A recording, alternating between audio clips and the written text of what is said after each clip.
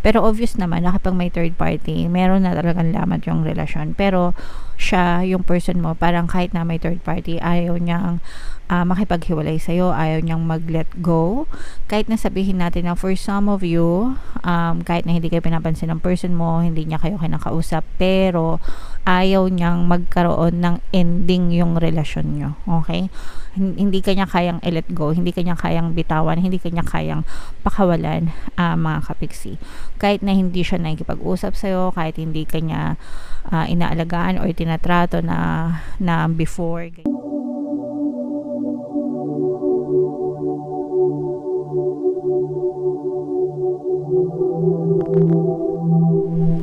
Hello guys, hello Cancer, welcome back to Pinoy Pixie Tarot.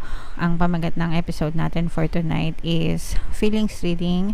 Anong nararamdaman niya sa'yo? So ito yung ating feelings check para sa feelings ng inyong partner o specific person. General reading lang guys, pwede mag-resonate, pwedeng hindi. Combination ng positive and negative energy. Pwedeng ma-pick up yung energy nyo, pwedeng ma-pick up yung energy ng person nyo. Roles can be reversed guys, excuse me. If in case hindi kayo naka-resonate dito, pwede nyo panoorin yung video dun sa zodiac sign ng person nyo. Baka nandun yung energy nyo mga kapiksi. So ito yung mga energy surrounding your situation, no? Yung sitwasyon na pinagdadaanan nyo ng inyong person. So nakikita natin dito guys na nagkakaroon ng third party dun sa relationship and nare-reveal itong katotohanan na to, whether syempre kapag may third party mga kapiksi, masakit no na tanggapin yung katotohanan, but at the same time mas mabuti pa rin na na malaman nyo yung totoo, magkaroon ng clarification ganyan para alam nyo kung ano yung magiging next course of action nyo, kung ano yung magiging step na gagawin nyo. So there are people na kahit na merong third party, binibigyan nila ng another chance yung kanilang partner or specific person, pinaglalaban nila. And meron din namang iba na kapag may third party, ayaw na, hindi nila yung tinatolerate, so iniiwan nila yung partner nila and they move on mga kapiksi. So whether may third party, whether tanggapin nyo or hindi, yung person nyo, ang importante is mag-focus kayo sa inyong healing mga kapiksi. Okay?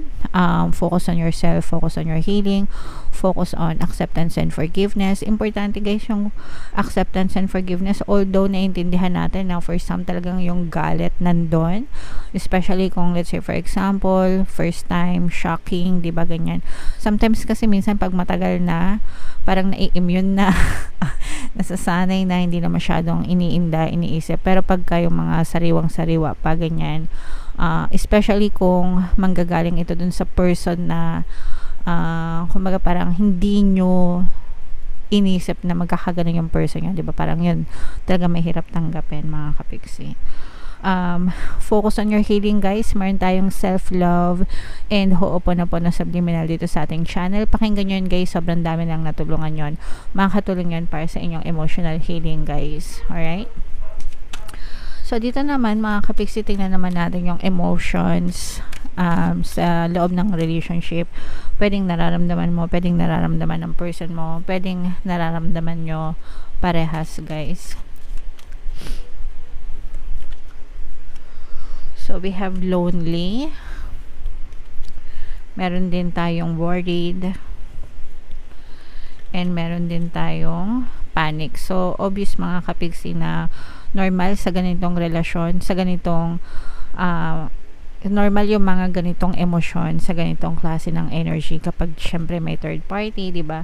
May mga problema sa relasyon, so nandun yung pagkalungkot, pag-alala at pagpapanik na rin mga kapiksi. So these are all negative emotions. That's why you need to focus on your healing mga kapiksi para unti-unti itong mawala guys. Okay? Mawawala din naman ito guys sa paglipas ng panahon. Feeling ko guys, hindi lang kayo yung nakakaramdam nito, but even yung person nyo, yung specific person, knowing na nagawa nila yung hindi maganda towards you, pwedeng ganito rin yung nararamdaman nila mga kapiksi. And again guys, no, roles can be reversed. Pwedeng sila yung may third party, pwedeng kayo. So, yeah. Dito naman guys, tingnan natin yung totoong nararamdaman ng inyong partner or specific person. Shuffle natin to guys. Habang sinashuffle natin to, panoorin nyo muna yung video natin regarding sa ating paano mag-manifest ng abundance video course. Kapiksi, sawa ka na ba sa mga struggles at hirap sa buhay mo? Masipag ka ba at masikap sa buhay ngunit hindi ka pa rin umaasenso? Ilang beses ka na bang nag-attempt magnegosyo at mag-invest pero palagi ka pa rin nalulugi? Sa pagkakataon na ito ay maaaring may subconscious beliefs ka na nagiging balakid sa iyong pag-unlad at pagyaman. Introducing, paano mag-manifest ng abundance video course. Dito ay matututunan mong ma-overcome ang mga balakid mo para tuluyan ka ng umunlad, umasenso, sumagana, maging matagumpay, successful at maswerte sa iyong kabuhayan, pera, trabaho, negosyo, salapi at kaperahan ng bonggang-bongga. Dali, mag-send na ng email sa pinoypixitaro@gmail.com at simulan na ang iyong pagyaman ngayon. Alright, so sabay-sabay tayo magpayaman ngayon 2024 mga kapiksi. Mag-avail na kayo ng course guys kasi sobrang ganda talaga niyan.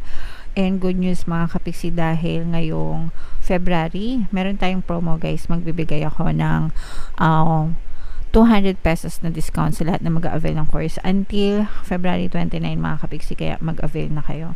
Meron din tayo guys, email coaching, manifest your desires using the law of attraction. If meron kayo mga specific na gusto nyong i-manifest, pwedeng love and relationship, pwedeng money or career mga kapiksi, pwede kayo magpabook ng email coaching session with me. Mag-send lang kayo guys ng email sa pinoypixitaro@gmail.com. So, eto mga kapiksi. Alright. So, ito yung energy nyo. Cancer, kaya represent ng King of Cups. And then, ito naman yung ating feelings energy. So, dito guys, nakikita natin na for some of you, yung person nyo, parang nag-iisip siya ng malalim, no? Dahil dun sa nagawa niya sa'yo.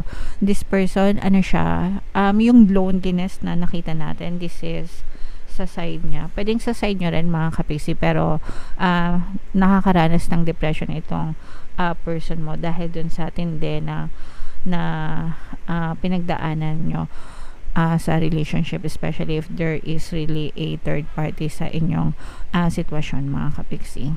So, nakakaranas ito ng depression, pagkabalisa, hindi mapakali, parang hindi siya, ayaw niyang mag-let go sa'yo, no? Ibig sabihin, ayaw kanyang bitawan. Kahit na may third party siya, pero ayaw niya na masira yung relationship nyo. Pero obvious naman na kapag may third party, meron na talagang lamat yung relasyon. Pero siya, yung person mo, parang kahit na may third party, ayaw niyang makipaghiwalay sa'yo, ayaw niyang mag-let go. Kahit na sabihin natin na for some of you, kahit na hindi kayo pinapansin ng person mo, hindi niya kayo kinakausap, pero ayaw niyang magkaroon ng ending yung relasyon nyo. Okay? Hindi kanya kayang i-let go, hindi kanya kayang bitawan, hindi kanya kayang pakawalan, mga kapiksi. Kahit na hindi siya nakikipag-usap sa'yo, kahit hindi kanya inaalagaan or tinatrato na before, ganyan, kung ano yung trato niya sa'yo before, sa loob-loob niya, sa isip-isipan niya, hindi kanya kayang i-let go, hindi kanya kayang mawala, mga kapiksi. And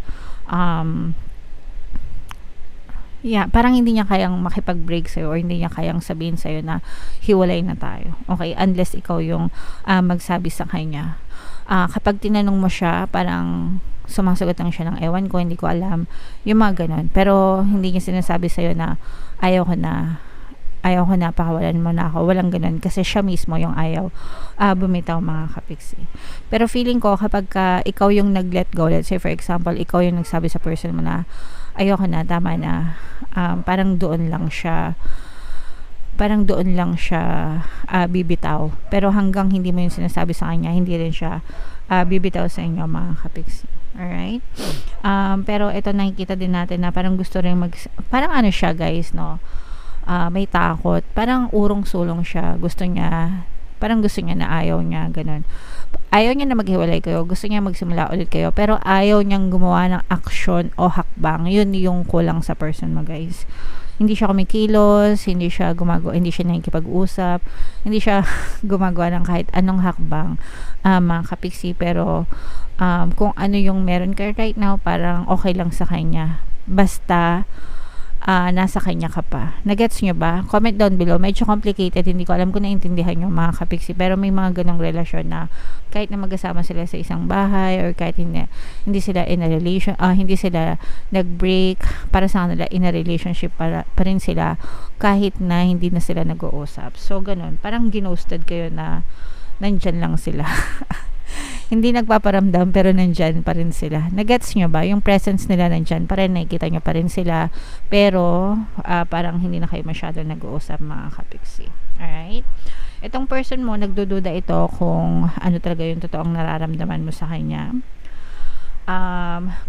Kumbaga, nag-iisip siya kung galit ka pa ba sa kanya. Naninimbang siya. Kaya hindi siya makagawa ng hakbang. Naninimbang itong person mo kasi hindi niya alam kung napatawad mo na siya, or kung pinagdududahan mo pa siya. Pwede kasi ng iba sa kanila, pwedeng wala ng third party or nagkakalabuan na rin sila ng third party. Mga kapiksi, okay? Parang nagkakalabuan na rin sila ng third party, and itong person mo, parang sabi ko nga, gusto niya magsimula ulit kayo ng bago. Pero naninimbang yung person mo na natatakot, walking on eggshells kasi baka galit ka sa kanya. Kasi for some of you, parang nag-stop na rin kayo na kausapin siya. Kumbaga parang bahala ka na sa buhay mo. Kung gusto mong umalis, kung gusto mo nandyan ka, bahala ka, I don't care. Pero ako, magfo-focus ako sa sarili kong healing. Although for some of you, syempre nandun nga yung lonely kayo, sad kayo dahil dun sa naging outcome ng relationship nyo, 'di ba? Syempre lahat naman siguro ng tao na niloko, hindi naman matutuwa.